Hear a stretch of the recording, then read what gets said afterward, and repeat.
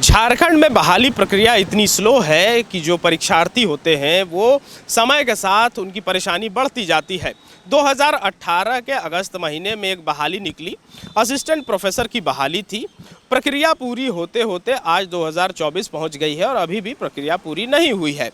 बहाली निकली, उसके बाद उन लोग की इंटरव्यू लिया गया, जेपीएससी की तरफ से इंटरव्यू हुआ डॉक्यूमेंट वेरिफिकेशन के लिए। जिस यूनिवर्सिटी में ये लोग को भेजा गया, कोल्हान यूनिवर्सिटी और नीलांबर पीताम्बर यूनिवर्सिटी, वहाँ जाके डॉक्यूमेंट वेरिफिकेशन हुआ, सिंडिकेट की बैठक हुई, लेकिन फिर भी इनकी बहाली नहीं हो पाई क्योंकि जो वाइस चांसलर हैं वो वहाँ पर एक्टिंग वाइस चांसलर हैं और बिना चांसलर के सिग्नेचर के इनकी बहाली नहीं हो सकती है। और अक्टूबर में इनका डॉक्यूमेंट वेरिफिकेशन हो गया। हिस्ट्री सब्जेक्ट के असिस्टेंट प्रोफेसर की बहाली थी। ये कोल्हान से आए हुए सारे असिस्टेंट प्रोफेसर्स हैं जिनकी बहाली बीते अक्टूबर से डॉक्यूमेंट वेरिफिकेशन के बाद लटकी हुई है। राजभवन के सामने ये खड़े हैं, राज्यपाल से मिलने अभी अंदर गए थे, मुलाकात फिलहाल नहीं हो पाई। क्या मामला है पूरा समझेंगे। क्या नाम है सर आपका?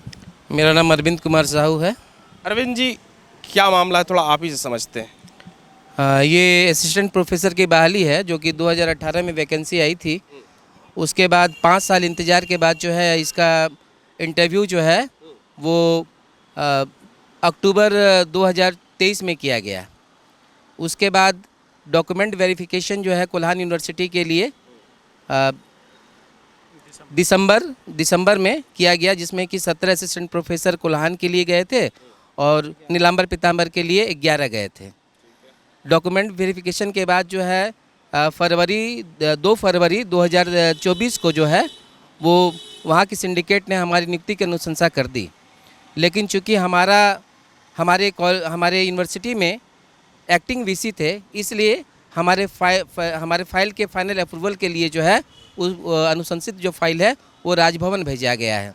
कब भेजा गया राजभवन? राजभवन 16 फरवरी 2024 को भेजा गया है और अभी से ये मामला लंबित है। जब आचार संहिता लग रहा था तो हमने प्रयास किया कि क्यों इतनी लेट हो रही है, तो इन्होंने कहा कि नहीं हो जाएगा। उसके बाद जब आचार संहिता लग गया तो इन्होंने कहा कि नहीं अभी नहीं हो पाएगा, आचार संहिता के बाद हो जाएगा। लेकिन आज भी हम लोग कई बार जाते हैं या रजिस्ट्रार के पास जाते हैं, वीसी के पास जाते हैं, तो यही आश्वासन मिलता है कि शीघ्र ही नियुक्ति हो जाएगी। लेकिन आज 9 महीने होने को जा रहे हैं, हमें अभी तक नियुक्ति नहीं मिला है। हमारे बाद जो है नागपुरी भाषा के प्रोफेसर का चयन हुआ था, हमारे रिजल्ट के 10 दिन बाद आया था। उनका चयन भी हो गया, उनकी नियुक्ति भी हो गई और वो 1 मार्च 2024 से काम भी कर रहे हैं। अच्छा, अभी आप लोग राजभवन के अंदर गए थे, किन से मुलाकात हुई, क्या बातचीत हुई? जी, हम लोग तो यहाँ पे राज्यपाल से महोदय से गुहार लगाने आए हैं कि हमारी नियुक्ति जल्द से जल्द हो, क्योंकि ये बहुत लंबा समय हो गया है। आज 6 साल हो गए हैं इस प्रक्रिया को अभी तक पूरा नहीं हुआ है। राज्यपाल महोदय से मुलाकात तो नहीं हो पाई, लेकिन जो वहाँ अधिकारी वगैरह थे हमने उनको रिक्वेस्ट किया है, हमने आवेदन दिया है कि राज्यपाल महोदय से हमारी मुलाकात की जाए, ताकि जो शिक्षकों की समस्या है या ख़ासतौर पे हम भी अभी मानसिक प्रताड़ना के दौर से गुजर रहे हैं, इस समस्या का समाधान हो। अच्छा, ये समझना चाह रहे थे कि जब यूनिवर्सिटी में डॉक्यूमेंट वेरिफिकेशन हो गया, सिंडिकेट की बैठक हो गई, वहाँ पर किनका सिग्नेचर लगता जिसके बाद आपकी बहाली हो जाती? अगर हमारे अस्थायी वीसी होते तो वीसी का सिग्नेचर और सिंडिकेट के मेंबर का सिग्नेचर होता तो हमारी बहाली हो जाती। लेकिन चूँकि वीसी वहाँ एक्टिंग है और शायद यहाँ से निर्देश आया है कि एक्टिंग वीसी जो हैं वो पूर्णकालिक काम नहीं कर सकते हैं, इसलिए अनुशंसित जो फाइल है वो फाइनल अप्रूवल के लिए राजभवन भेजा गया था। लेकिन अभी राजभवन जो है वो बहुत ही कुछ करने की स्थिति में नहीं है, या हम समझे कि ठंडे बस्ते में डाले हुए हैं, जिससे कि हम बहुत मानसिक रूप से, सामाजिक रूप से प्रताड़ित हो रहे हैं। कहीं कहीं तो ऐसा हो रहा है कि लोग कह रहे हैं कि पता नहीं तुम्हारा सिलेक्शन हुआ है कि नहीं हो रहा है, ऐसा सभी फील कर रहे हैं।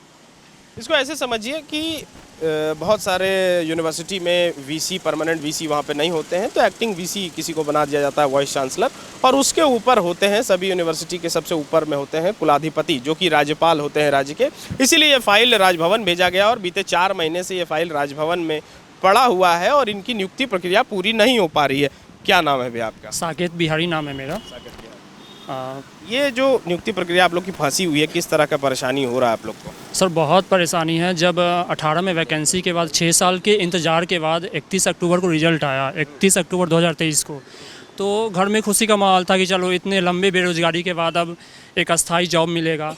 लेकिन उसके बाद फिर सिंडिकेट, डॉक्यूमेंट वेरिफिकेशन सब कुछ होने के बावजूद रिजल्ट आए 9 महीने बीत चुके हैं, जो आर्थिक और मानसिक प्रताड़ित या फिर प्रताड़ना बोले झेल रहे हैं वो हम ही लोग को पता है। कई लोग तो ये मतलब आस पड़ोस के लोग ये भी बोलते हैं कि शायद इन लोग का फर्जी है, झूठ बोल रहा है। मतलब एक बेरोज़गारी की हालत में देख सकते हैं कि सब आप खुद भी युवा हैं, समझ सकते हैं कि एक युवा के लिए बेरोज़गार होना क्या होता है।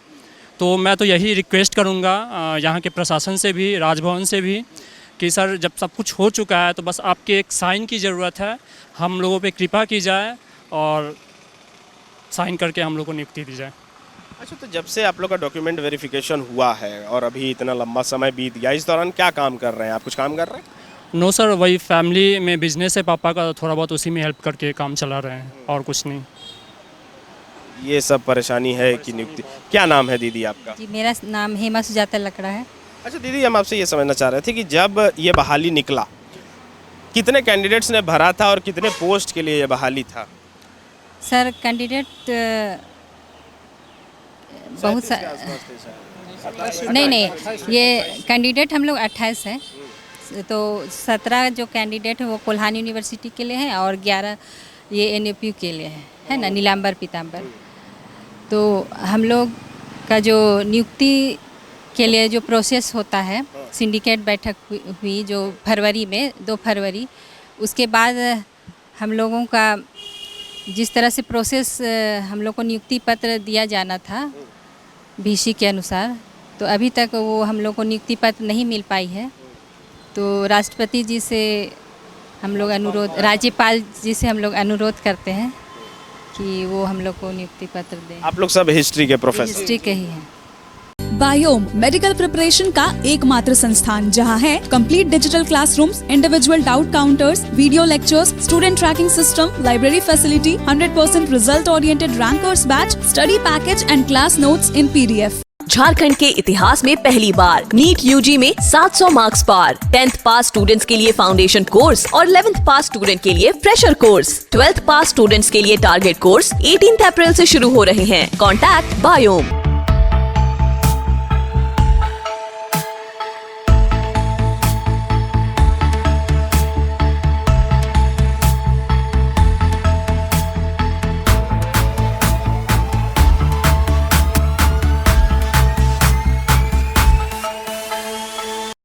thefollowup.in. Like, share, and subscribe. www.thefollowup.in